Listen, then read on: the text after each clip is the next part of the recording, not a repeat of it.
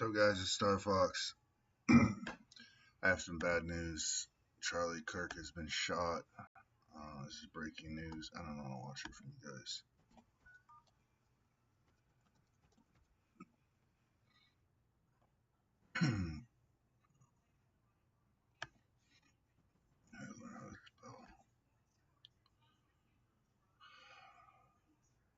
See what's going on here. Online.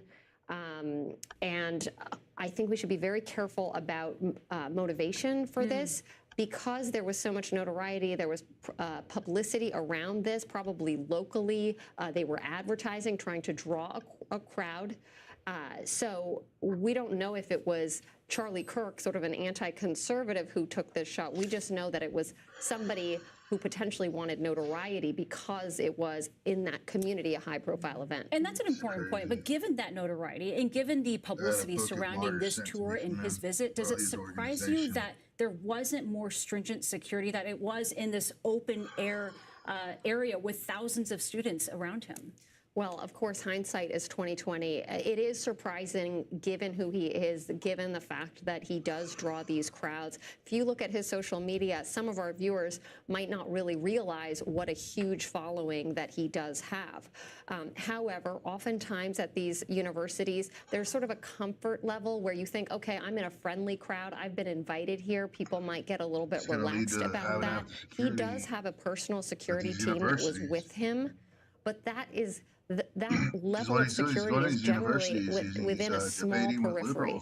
And you had an open-air area, incredibly difficult to secure. You had the victim there on lower down. The terrain then went uphill, much easier to take a shot from a position like that. It's essentially creating an elevation which would be easier for a sniper type shot to be taken from. So extremely vulnerable position there. I think they're going to rethink any kind of event like that, particularly with such a big crowd. I mean, you saw hundreds and hundreds of people there out in that open air area. So really anybody can come in. I want to hit one point. Sure. In the state of you can open carry, but you cannot open carry on a campus. But we don't know if the shot came from just outside the periphery. There are a lot of unknowns right now, but we wanted to hit that point. Generally pretty lax gun laws there. I mean, it's a gun-friendly culture, but they do have some laws pulling guns away from domestic abusers, that sort of thing. So kind of a mixed rap sheet according to every town and other gun control groups. Absolutely. Anna Schechter, thanks so much for joining us. We appreciate your insight. And CBS News political analyst and Republican strategist Leslie Sanchez joins us now on the phone. Leslie, what are you hearing from the people that you know? Speaking to folks on the ground, I mean, they cannot reiterate enough. One person there said this is a safe haven environment for Kirk. Utah Valley University is extremely conservative, and the community came out in large numbers to support not only his mission, but this conservative movement. He is the next generation of conservatism. He has unapologetically really been a voice for many people who wanted to challenge these cultural battlegrounds and challenge those lines. But as one person there just reminded me, democracy needs voices and dialogue, not fear of these bullets. And so it's so gut-wrenching, all of this. And I think it's been reiterated by my colleagues in listening to the broadcast, is the response at the highest levels, at the White House, the president, across party lines, has been very swift, because he is such a strong advocate who has been in the trenches, in the communities, with the college students. And that voice is part of our democracy that must be protected. It really speaks to the scale and the scope of his reach, that he does have this kind of reaction that is pouring out, as you mentioned, Leslie, at the highest levels. And you also talk about one of the mainstays, essentially, of what his movement is. This Prove Me Wrong tour was about, at least this portion of it, having someone sit in front of him and debate him. Can you tell us a little bit about just his influence in youth conservative politics? And this is a problem where a lot of us out here can't speak what our political views are. We're attacked or targeted, or people try to hurt us. and wants to challenge it. And this it used is to be America a white that we live glove in right now. kind of, a battleground of ideas, and you'd read about it in National Review from George Will or some of the big thought leaders, Milton Friedman, in a different generation. And what Trump has been able to do is turn that into a digital approach that can reach so many more left side of in their chest, homes, on their phones, and get them engaged that's not a good in democracy, get them engaged in taking control in their local communities and vote. And he is has been, through his career, and continues to be a force multiplier for certainly the Republican Party, but for the conservative movement, which has really needed, and you've seen through history, these powerful voices to go in, and he enjoys the banter. As you can see, I mean, he enjoys the debate. Things are getting out of control. There's a Ukrainian girl stabbed on the train. He's ready to take the negative comments and the negative hits. He wants to talk about those ideas. We're living in a crazy country right now. And that bravery is what launched him so much support. Is continuing well, Leslie Sanchez, we really appreciate your insight on all of this. And speaking of that support, I want to bring in now Chanel Call, CBS News correspondent, who's been following some of the reaction that has been pouring in already. What have you been seeing out there? Yeah, let's start there with that tweet we were just showing our audience. I think that was from the president. He is responding to this today. And Ed O'Keefe had talked about the relationship that Charlie Kirk has with the Trump administration. Here it is, the president saying, we must all pray for Charlie Kirk, who's been shot, a great guy from top to bottom. God bless him. I mean, this is somebody who had a very close relationship with the president. Ed O'Keefe was reporting that he actually helped make some cabinet picks for this administration as well. We're also seeing, bipartisan support for Kirk today. As we're still waiting to find out what his condition is, Donald Trump Jr., okay, let's go with this. Gavin Newsom sending out this post saying the attack on Charlie Kirk is disgusting, vile, and reprehensible in the United States of America. We must reject political violence in every form. And again, this is important to mention as well, because Kirk actually sat down with Newsom for his podcast about 6 months ago. We're also seeing Kamala Harris just sent out a social media post saying, I am deeply disturbed by the shooting in Utah. Doug and I send our prayers to Charlie Kirk and his family. Let me be clear, political violence has no place in America. I condemn this act, and we must all work together to ensure this does not lead to more violence. So again, we're seeing, Democrats as well commenting on the situation today, really condemning this act of political violence. We are still waiting to find out what Charlie Kirk's condition is at this point in time. I'm not sure if control room we have Vice President J.D. Vance's post, but he also included a photo that he had with Kirk and Don Jr., and the caption of that said, say a prayer for Charlie Kirk, a genuinely good guy and a young father. Quite a bit of feedback coming in from all corners of the political spectrum, we should say. And you've been watching live coverage of this story that does continue to develop from Utah. As just in case you were joining us, conservative political activist Charlie Kirk shot during an event at a campus, Utah Valley University in Warren, Utah. Our coverage continues now with CBS News 24/7's Julia Goodrich. Thanks a lot. Somebody could be losing their life. Welcome into CBS News 24/7. Breaking news out of Utah. We continue this developing story at this hour. Turning Point USA founder and CEO and right-wing activist Charlie Kirk has been shot during an event at Utah Valley University. Now, Kirk was at the university as part of Turning Point's The American Comeback Tour. So for background, Charlie Kirk, he's a conservative political activist and podcast host. He co-founded Turning Point USA. It's an organization that advocates for conservative politics in high schools and colleges. He has more than 5 million followers on X and more than 7 million on TikTok. He is an ally of President Trump, who spoke at a Turning Point USA conference in Arizona. Now, 2 women who were in the crowd at the time of the shooting describe what they saw when the shooting occurred. One said she heard a man shout, "I'd do it again." Wow. I saw him just go over to the side, so everybody then dispersed and ran into the buildings or all over. But so I went toward Charlie, and then pretty soon they got somebody.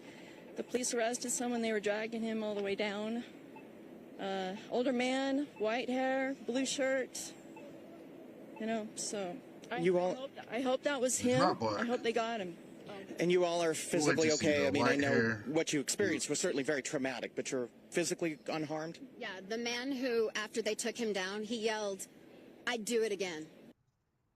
Death penalty. New information coming There's into going to be a lot of people who are going 24/7. straight up to the federal level if you pull this shit off in the States. Crime and Public Safety Say goodbye to Unit. everyone you love Anna, because you're going straight to fucking death row. Well, we know, as you just heard those eyewitnesses say, that a man is in custody. People got to look over their back. Charlie Kirk was taken to a hospital. Eyewitnesses said when it gets to the level where I felt safer in Iraq, a representative from Turning Point USA says it does not look good for his survival. And law enforcement tell me that this was a very vulnerable position there. Generally, at these types of events, they lean on campus security, but eyewitnesses who have spoken to CBS News have said they didn't even have a metal detector. They were barely checking tickets. This was a large, open area, hundreds of people. Kirk was at a lower position, and the spectators were on sort of a grassy area with a higher elevation. So actually very difficult location to secure. So I think people are going to be, after this, taking a look at security for an event like this, letting people come in the hundreds of people. At Grainger, we have over 1 million products, including the ones that help keep your workplace safe and sound. Ags. But still a lot of chaos, a lot of unanswered questions. I think we should be very careful about speculating about a motive. We do not have one at this time. The person who was in custody is certainly being interviewed, I am sure, at this time. A series of events will kick in. The in-person interview will occur, reaching out to people, family members, associates, co-workers of this individual. They want to make sure that there is no other threat, and they also want to make sure that they know of any red flags that might have led up to this. They want to know about any weapons that are stockpiled. ATF is also on the scene, as are FBI agents from the local field office. Sergeant federally, get them on a fucking death penalty. More than a dozen, almost 2 dozen of them at this time. So big law enforcement presence casing this whole area. They are trying to clear that. They have asked students to leave campus immediately. This is a very active scene and an ongoing investigation at this time. Anna, we know that Utah is an open carry state, but the campus is not open carry. Do we know where the suspect, if in fact he is the gunman, was standing, where he was in relation to Kirk? Well, from video that we've reviewed, it looks like the gunshot came from an elevated position, a little bit off center. That's what it appears to be. We have not gotten word from law enforcement giving us exact details about the position and how far away from Kirk the shooter was. If a long gun was used, that shot can be taken from far away. Hundreds of feet away, and still have an accurate shot like that. But we just don't know. It might have been closer. It might have been somebody right there in the crowd. We just heard from these eyewitnesses who saw an older man being taken into custody, and they heard him say, "I would do it again." So police are going to be investigating eyewitnesses to see if anyone else heard or saw anything in the immediate moments, minutes, and the hour leading up to the shooting. As we know, Kirk is a conservative political activist, a podcast host. Given that environment, are you surprised there wasn't more security? And what kind of security was in the immediate area around him? Do we know? Well, his own personal security team was there with him, but we don't know what kind of a periphery they had secured.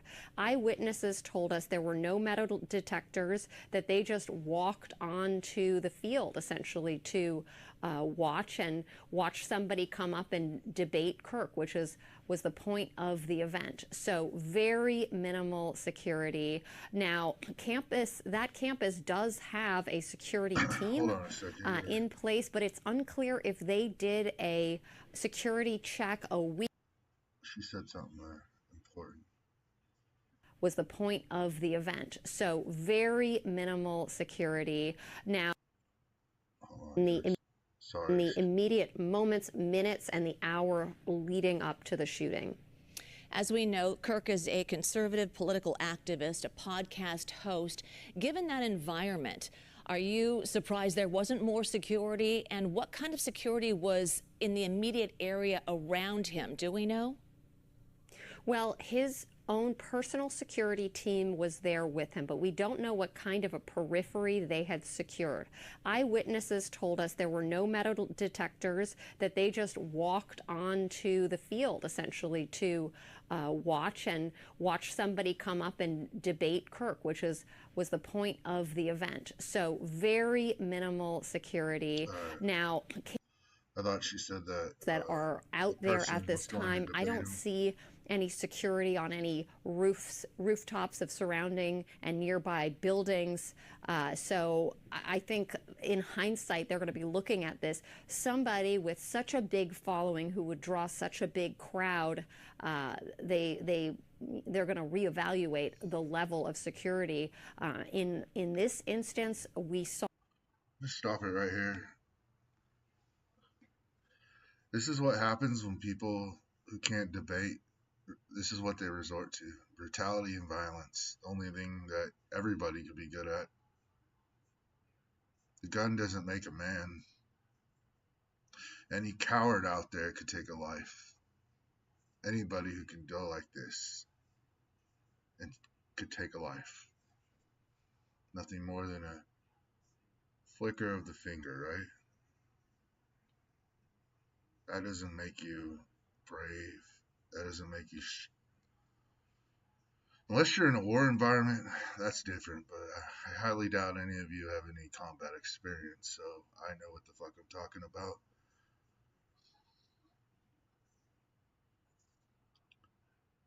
But yeah. It appears that when people cannot actually debate worth a shit, the only thing that they can do left is be a coward and be like everybody else who's a fucking murderer out there. And all the people that worship murderers, worship brutality. You're a slave in the way if you're not on the top. You submit to the evil, you know. I say submit to God. Keep him in your life. Keep him close. And I don't know what's going to happen to Charlie. You could pray, but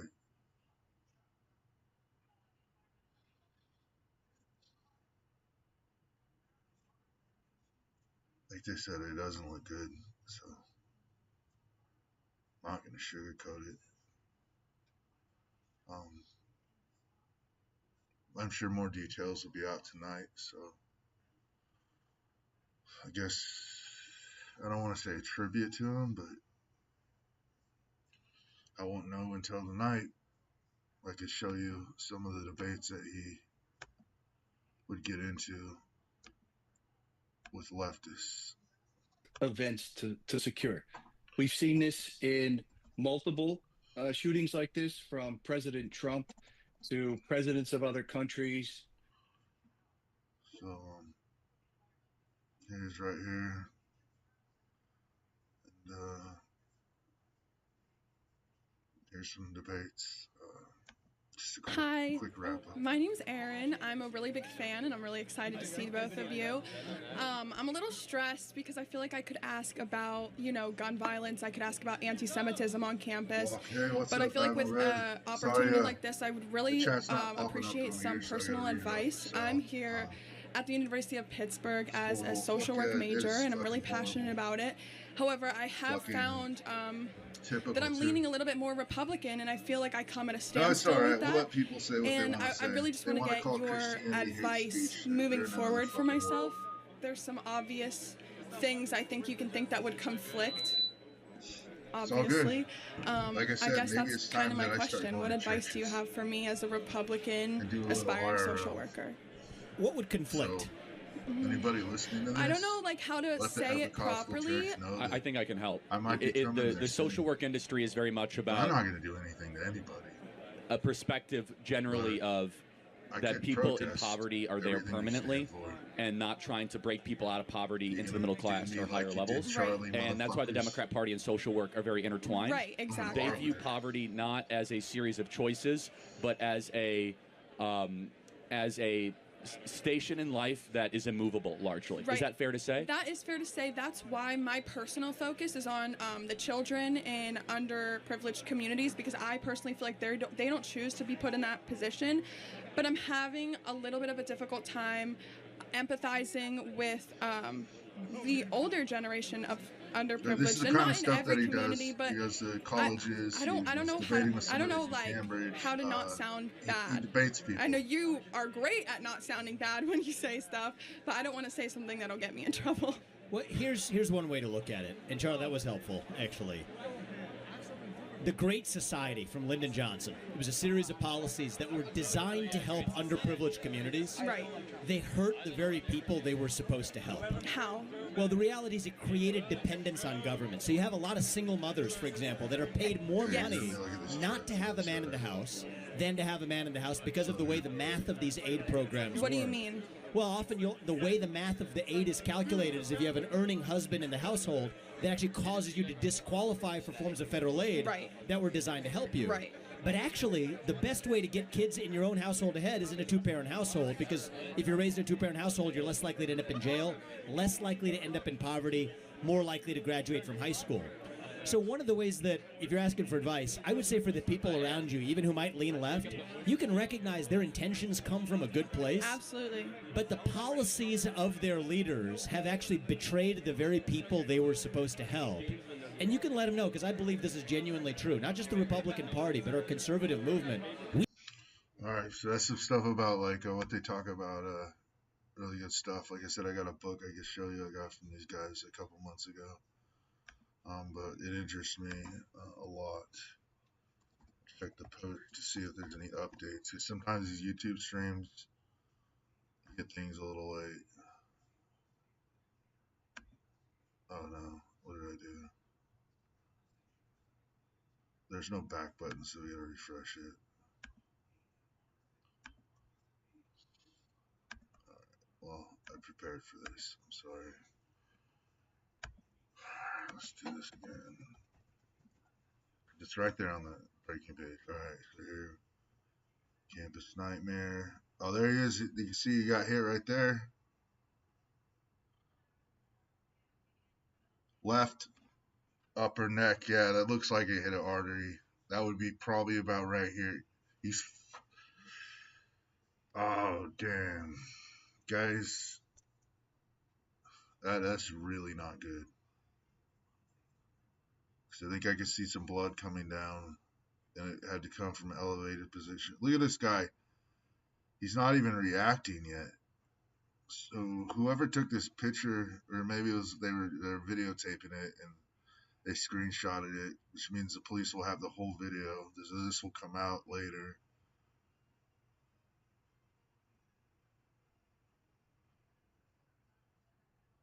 But then there's this picture right here. This has to be prior to... I know that's one of the security guys right there. He's always there. Caught on video scene. Alright, let's see if they can pull the video up. Alright, I think I got the video. Alright, we got the video. Here we go.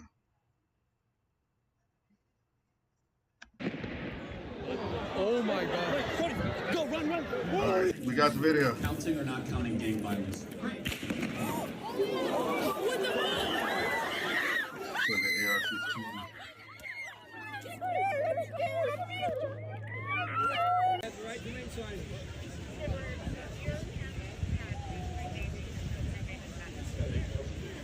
That's the guy. It's an old white guy. Said, "I'd do it again." Well, the way they said it, they made it sound like it says, "I'd do it again," you know. So this is a murderer right here who says he would do it again happily. Looks like he's a senior citizen, so now senior citizens are on terrorist watch list because, you know, y'all don't really have too much to lose because, I mean, shit. So this guy, why not become a martyr in the end of his life for the leftists? Fucking sick. We'll continue on. See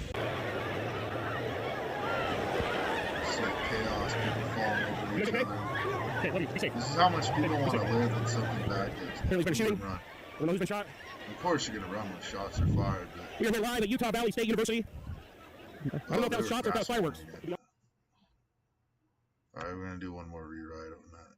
I'm going to slow it down to, we'll set it to 720. And then we'll go back to the beginning. Here we go. Once again, this is Charlie Kirk. This is the footage I have from the New York Post right now.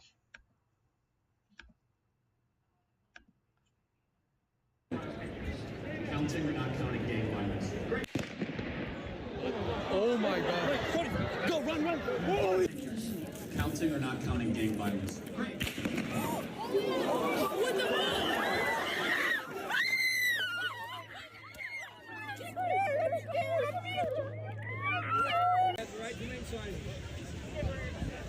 Motherfucker, fuck you. Spit at my computer and I got a mask.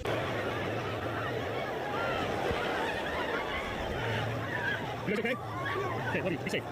Okay, be safe. I don't want to dissect this. Counting or not counting gang violence? Here's the shot right there.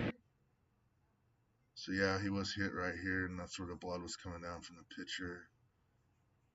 I can't see his security react. Wish I could slow this down. Counting or not counting gang. Sorry, stand up. Right, there's a hit. There's a picture. They're looking to the right. Oh my God. Go, run, run. Oh. Counting or not. See, there's the balcony right there. See, unless they brought him down from the balcony.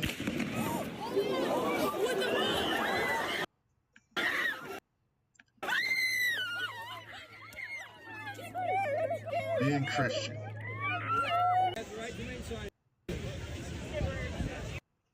Alright, so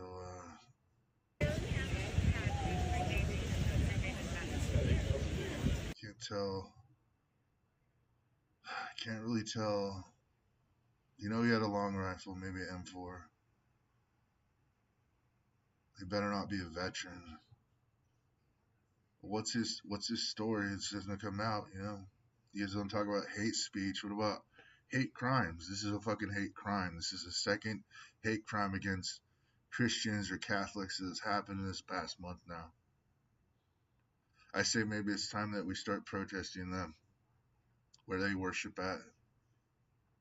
Freedom of speech, all the stuff we fought for as veterans, coming home and being told by leftists we're not allowed to speak about what we want to talk about. We're not allowed to be where they don't want us.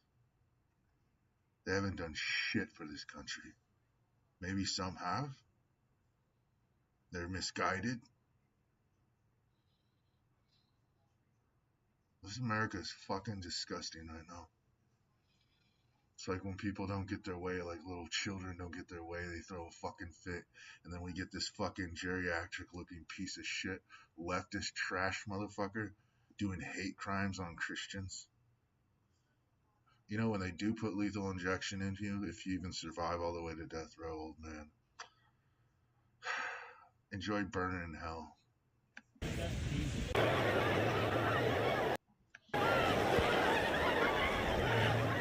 You guys okay? Okay, love you. Be safe. Okay, be safe. Apparently there's been a shooting. I don't know who's been shot. We're here live at Utah Valley State University. I don't know if that was shots or if that was fireworks. It's always shots. Been shot. So yeah, he would have been sitting here, so it would have came from this direction. In this area right here, somewhere is where the shooter's at. But if I rewind it a little, he would have had to have some kind of elevated position to hit him from there. So I'm imagining maybe here. Most likely this area right here, probably right here.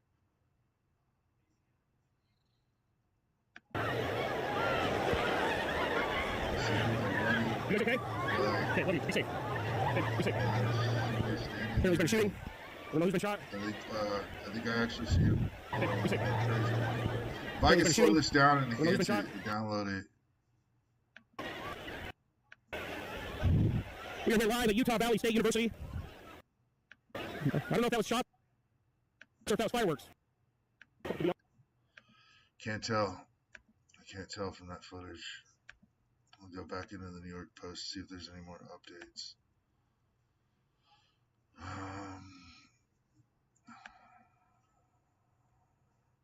Let's back this up.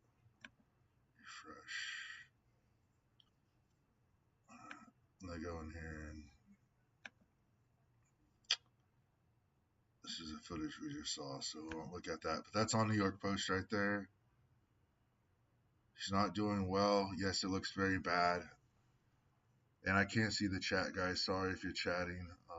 The phone's over there. I will look at it in a minute. It looks very bad. Not looking good.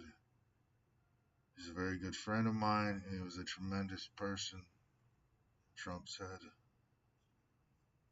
Emergency surgery. It would have been. He might have. I mean, there's a chance. Like, there's a lot of blood loss in that area.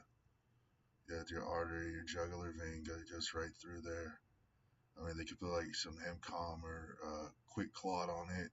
But if you hit an artery, it just matters how much blood he lost from the time that the paramedics got there, if they were able to stop the bleeding, to the time he got to the hospital, which tells me his artery is severed, which would lead to emergency surgery. I'm just being real, guys, and don't want to sugarcoat it. Moments before the shooting.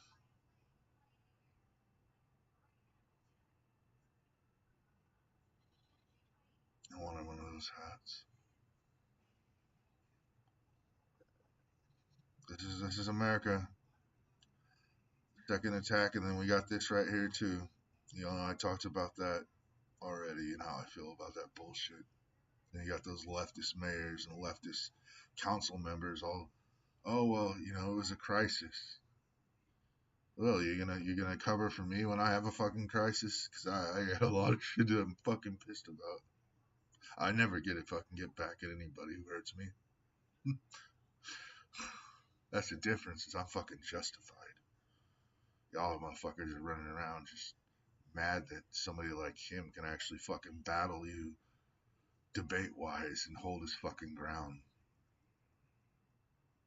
Sorry for cussing, too. He said that he jerked back and appeared to recoil in pain and grab his neck as the crack of the single gunshot rang out from the crowd. Well, this guy might be a veteran because he got, one shot and he hit his target. So he either spends a lot of time at the range or he's a veteran.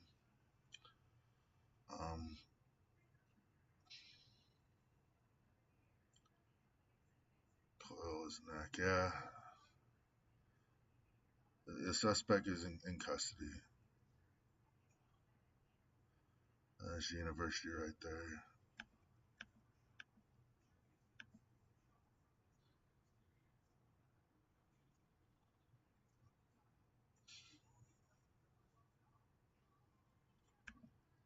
I won't zoom in anymore. Probably look it up on Google Maps. Valley University. We'll not do that right now, though.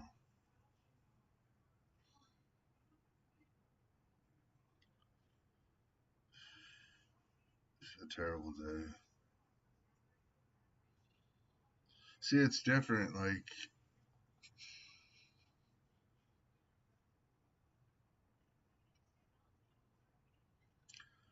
he was one of the first role models I had.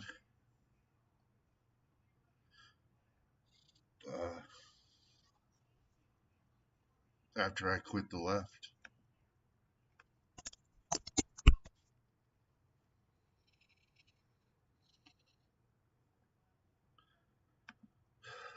Alright, so here. I'm just going to look for a quick update before I go. Sorry.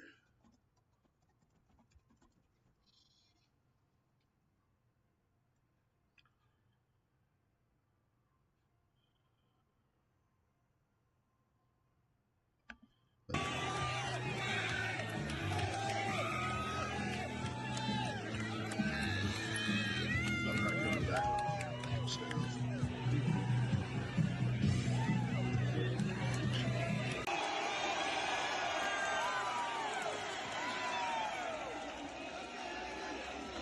Hey, Brad. That's a lot of people. It's critical, but stable. Let's do it. It's way bigger and beyond right, left, right, theater. We'll see what happens. All right, we're going to get started, everybody. You know how it works. Question and answer. Also, thank you to Lane from NYrefi. That was great. Really appreciate it. And we're going to be here for a couple hours. So look at his energy when he comes in, you know. He's excited about it. And he's always willing to debate with anybody who has opposing views, you know. And a lot of times he does speak facts. And some leftists come in and they're not prepared and they don't have the facts. They don't know history. They don't know Jim Crow. They don't know civil rights. They don't know shit. And then they get mad because they're the ignorant ones.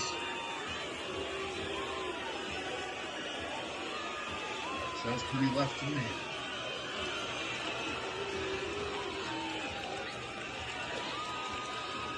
What the hell?